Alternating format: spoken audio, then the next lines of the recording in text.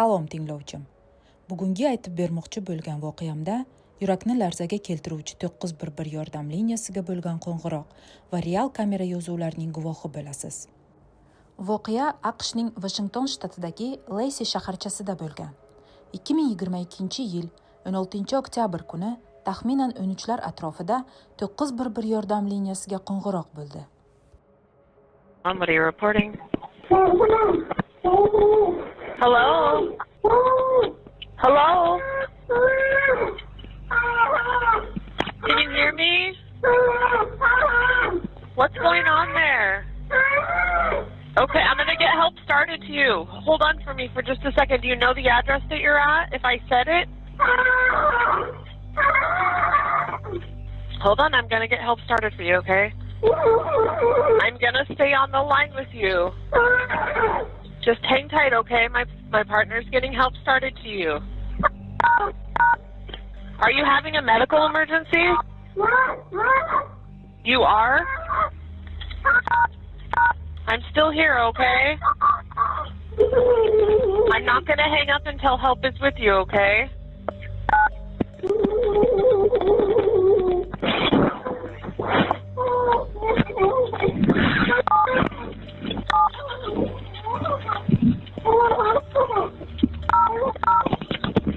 I'm still here. If you can hear me, I'm still here.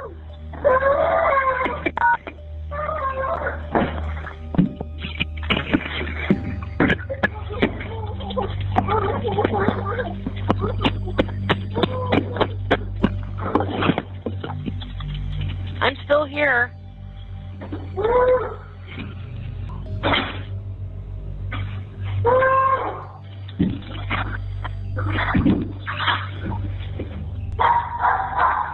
Are you still there?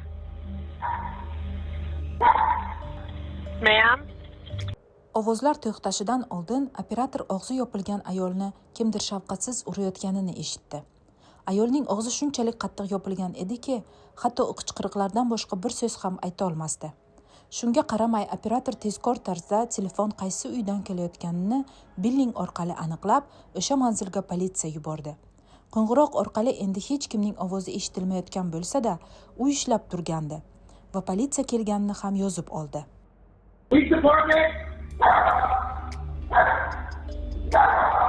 You're inside, make yourself known! Police department! Lacey Police Department, if you're inside, make yourself known! Yetib kelgan politsiya xodimlari uyda hech kimni topishmadi va uy ichidan smart soat topib oldilar. Ular singan edi, biroq qo'ng'iroq uzilmagan edi.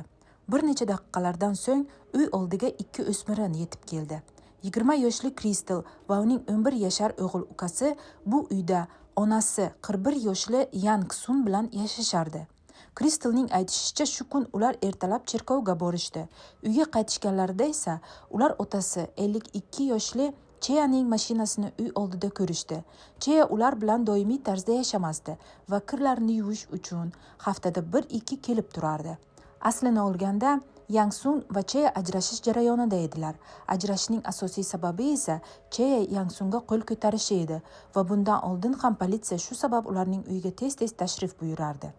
O'sha kuni uyda Cheyani ko'rgan Yang Sun bolalarga ko'chada biroz aylanib kelishlarini iltimos qilib, Cheya bilan gaplashib olmoqchi bo'lgan. Politsiyaga qo'ng'iroq bo'lgan zahoti Crystalning telefoniga ham onasining raqamidan yordam SMS keldi va u shu zahotiyoq uyga qarab yugurdi. Biroq uyi oldida u nafaqat otasining mashinasini ko'rmadi, balki onasining ham mashinasi yo'q edi.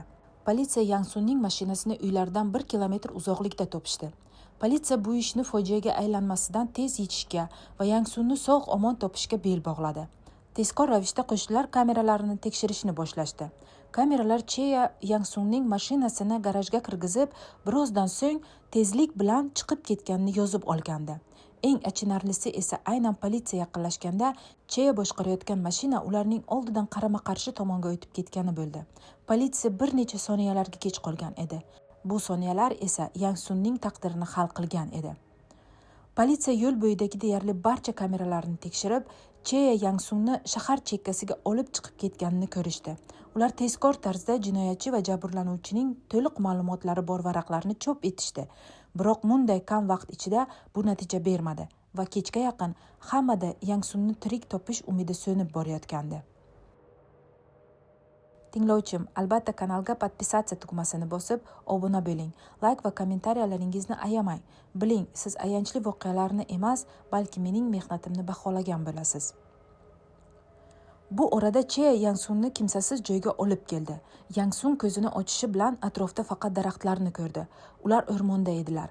So'ngra Cheya mashinadan belkurakni olib, chuqur qazishni boshladi. Yangsungning ahvolini ta'riflashga til ojiz edi. Og'zi yopiqligi sabab baqira olmas. Baqirgani bilan katta o'rmonda uni eshitadigan odam ham yo'q edi. Bir necha soat o'tgach, Yangsung uchun qazilgan qabr tayyor edi va Cheya to'qqizlar atrofida bir necha marotaba Yangsungni yurak qismiga pichoq urib, uni chuqurga tashlab, ustiga taxta tashlab ko'ma boshladi. Bu vaqt shaharda politsiya xodimlari Yangsungni topish uchun barcha kuchni ishga solishgandi. Biroq politsiyaning harakatlari samara bermayotgandi. 17 oktyabr taxminan bir kechasi politsiyaga 20 kilometr uzoqlikda istiqomat qiluvchi bir erkak telefon qilib, uning uyiga begona odam kelganini aytib shikoyat qildi. Politsiya darhol aytilgan manzil bo'yicha yetib kelganda, ular axtaruv varaqlarida bo'lgan odamni ko'rishdi. Biroq u odam Cheya emas, Yangsung edi. Qon va loyga belangan Yangsung politsiyani ko'rishi bilan ular qarshisiga yordam beringlar, iltimos, erim meni o'ldirmoqchi deya yugurib chiqqandi. Politsiya xodimlari o'sha zahotiyoq Yangsungni shu atrofdagi eng yaqin kasalxonalardan biriga etib, unga birinchi yordam ko'rsatishdi. Xo'sh, Yangsung qanday qilib qabrdan chiqib shu yergacha tirik yetib kelgandi? Birinchi savolga javoblardan biri, Cheya unga pichoq sanchganda uning muhim organlariga lat yetmagan. Bundan tashqari, uni ko'mayotganda ustiga tashlagan taxta unga yordam berib, nafas olishi uchun havo yetkazib turgan. Cheya uni ko'mib o'rmonda tashlab ketganidan so'ng, taxminan 3 soatlar o'tib, Yangsung bir necha urinishlardan so'ng qo'lini ochdi. Qabr unchalik chuqur bo'lmagani uchun u sekin ustidagi taxtani itarib, chuqurdan chiqishga muvaffaq bo'ldi. Bir o'limdan qolib, qabrdan tirik chiqqan ayol ne ko'z bilan qarasa, Cheya mashina ichida qabr oldida edi. Biroq bu safar taqdir taqozosi bilan Cheya mashina ichida qattiq uyquga ketgan holda o'tirardi.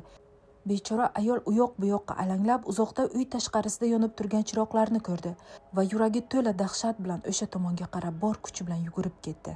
Politsiya Yangsungni shifoxonaga etib qo'yishgandan keyin darhol u aytgan o'rmon tarafga qaytishdi. Biroq Cheyani topisha olmadi.